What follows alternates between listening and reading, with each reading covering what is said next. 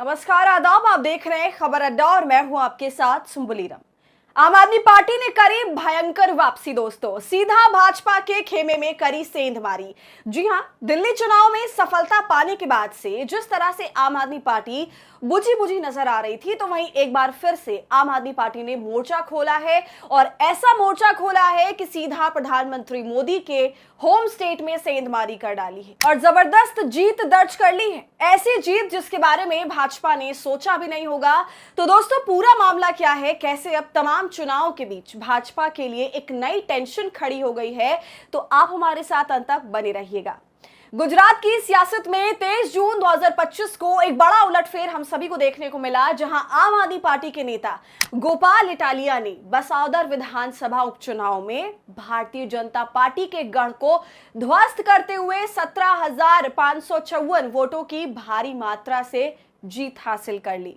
दोस्तों, ये जीत ना केवल आपके लिए एक मील का पत्थर है, बल्कि बीजेपी के लिए भी एक करारा झटका है, जो दशकों से गुजरात में अजय मानी जाती रही है। इस जीत ने ना सिर्फ आपकी साख को नई ऊंचाइयों पर पहुंचाया, बल्कि यह भी साबित कर दिया कि गुजरात की जनता अब बदलाव की ओर कदम बढ़ा रही है।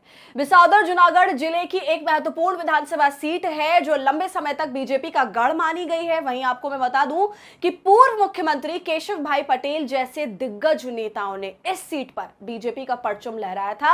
हालांकि 2007 के बाद से बीजेपी इस सीट पर जीत का स्वाद नहीं चख पाई थी। 2022 के विधानसभा चुनाव में आपके भूपेंद्र भयानी ने इस सीट पर जीत हासिल करी, लेकिन दिसंबर 2023 में उनका बीजेपी में शामिल होना आपके लिए एक बड़ा झटका था। इसके बावजूद गोपाल इटालिया ने न केवल इस सीट को वापस हासिल किया, बल्कि बीजेपी को उसकी ही जमीन पर चारों खाने चित कर दिया। दोस्तों, गोपाल इटालिया ने 75,942 वोट हासिल किए, जबकि बीजेपी के उम्मीदवार किरीट पटेल की 58,388 वोटों से हार का सामना करना पड़ा। जबकि बीजेपी के उम्मीदवार किरीट पटेल को 58,388 वोटों से संतोष करना पड़ा। तो वहीं अगर कांग्रेस की बात करें तो वो इस रेस में कहीं भी नजर नहीं आई, महज 5,000 वोट पर ही सिमट गई।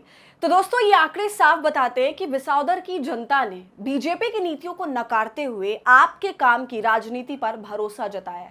हम सभी जानते हैं कि गुजरात में बीजेपी की सरकार पिछले 2 दशकों से सत्ता में है। इस दौरान विकास के बड़े बड़े दावे किए गए, लेकिन ग्रामीण इलाकों में बुनियादी सुविधाओं जैसी शिक्षा हो या फिर स्वास्थ्य और रोजगार के अवसरों की कमी जो है वो आज भी देखी जा सकती है। और विसावदर जैसे इलाके में, जो कि एक कृषि प्रधान क्षेत्र है, वहां भी किसानों की समस्या, सिंचाई की कमी, फसलों का उचित मूल्य ना मिलना और कर्ज का बोझ बीजेपी के लिए बहुत मुसीबत बन गया। और गोपाल इटालिया ने इन्हीं मुद्दों को जोर शोर से उठाया था और जनता के बीच ये संदेश देने में वो कामयाब भी रहे कि आप उनकी आवाज बन सकती है। दोस्तों, गोपाल इटालिया पहले आपके गुजरात अध्यक्ष भी रह चुके हैं, एक जमीनी नेता के तौर पर जाने जाते हैं। और इस पूरे चुनाव की जो अहम बात रही है वो ये कि बीजेपी के लिए ये हार सिर्फ बाहरी कारणों की वजह से नहीं, बल्कि पार्टी के भीतर की गुटबाजी और नेतृत्व की कमजोरियों ने भी इस हार को और गहरा किया है।